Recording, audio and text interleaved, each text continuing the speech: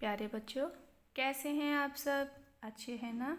तो आज आपकी प्यारी शिखा मैम एक बार फिर आपके सामने हाजिर हैं आपकी पाठ्य पुस्तक आकृति के एक नए पाठ के साथ।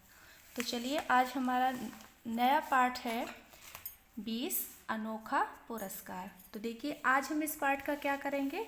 भाषा ज्ञान। देखिए, प्रश्न 8, वाक्यों में प्रयोग करो। देखिए, यहाँ पर हमें कुछ शब्द दिए हैं, हमें इन शब्दों का वाक्य प्रयोग करना है। तो आपको पता है वाक्य प्रयोग कैसे करते हैं, आप बहुत अच्छे से समझ चुके होंगे। देखिए, जंगल शब्द है, अब हमें जंगल शब्द को लेकर एक वाक्य बनाना है जिसमें कि जंगल शब्द आना चाहिए। देखिए, जैसे मैं एक बनाती हूँ यहाँ पर, शेर जंगल का राजा है। तो देखिए, जंगल शब्द आ गया ना हमारे इस वाक्य में, तो ये क्या हुआ हमारा वाक्य प्रयोग। अब आगे देखिए, आगे दिया है आदमी। अब हम जब आदमी शब्द का वाक्य बनाएंगे तो क्या लिखेंगे? इसका जो वाक्य बनाएंगे वो होगा, रामू एक भला आदमी है। तो देखिए, इसमें हमारा आदमी आ गया। ठीक है, आदमी शब्द आया ना। तो ऐसे ही आगे के जो शब्द दिए हैं, इन शब्दों का प्रयोग करते हुए आपको इनके एक एक करके वाक्य बनाने हैं।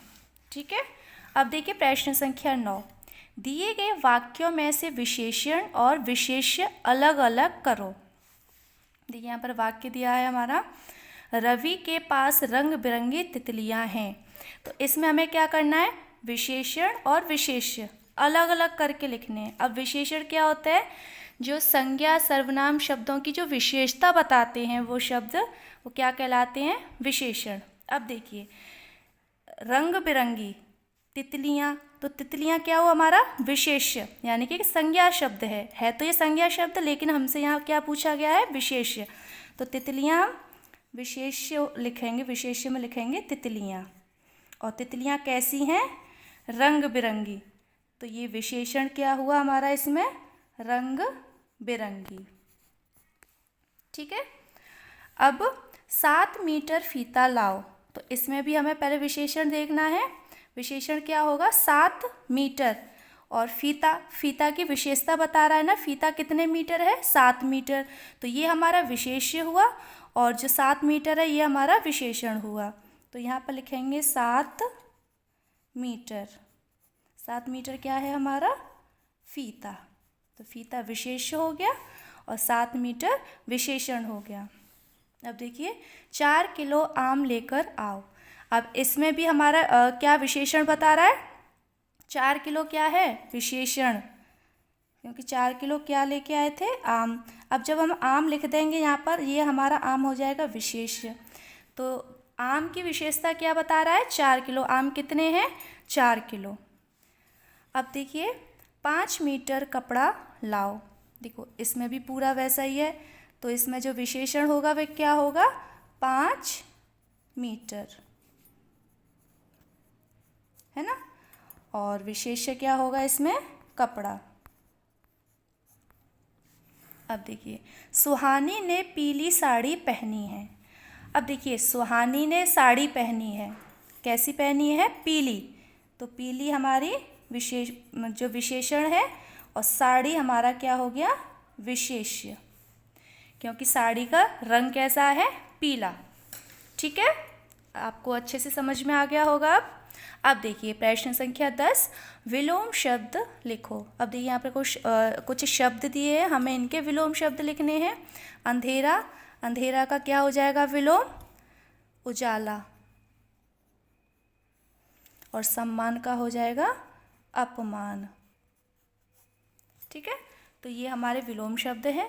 आगे के जो विलोम शब्द है ये आपको स्वयं से पूरे करने हैं। अब देखिए, दिए गए वाक्यों में उद्देश्य रेखांकित करो। अब उद्देश्य क्या होता है? जो कर्ता द्वारा जो कार्य किया जाता है, जो कर्ता करता है उसको क्या कहते हैं? उद्देश्य। जैसे, मैंने भी गोली की आवाज़ सुनी। अब गोली की आवाज़ सुनी, किसने सुनी? मैंने यानी कि कर्ता, तो ये क्या हो गया, उद्देश्य।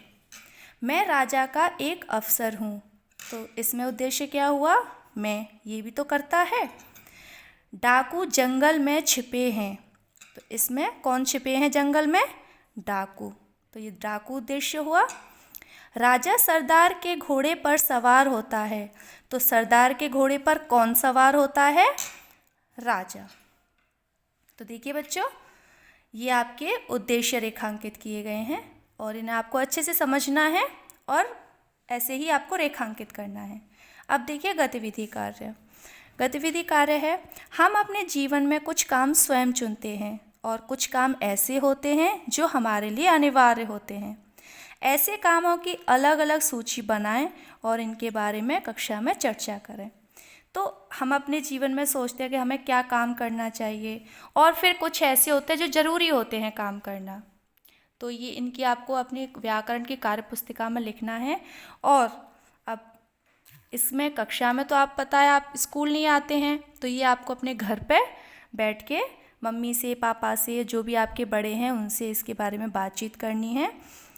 आगे है, क्या आपके साथ कभी ऐसा हुआ है जब आप किसी मुसीबत में फंस गए हों?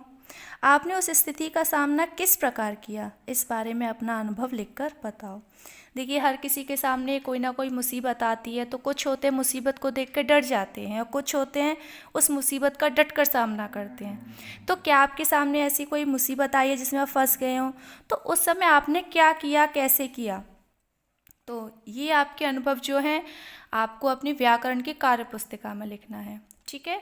तो अब आपका गृह कार्य है कि आपको पृष्ठ संख्या 117 और 118 पर प्रश्न संख्या 8, 9, 10, 11 आपको अपनी किताब में करना है और गतिविधि कार्य आपको अपनी व्याकरण की कार्य पुस्तिका में लिखना है, ठीक है।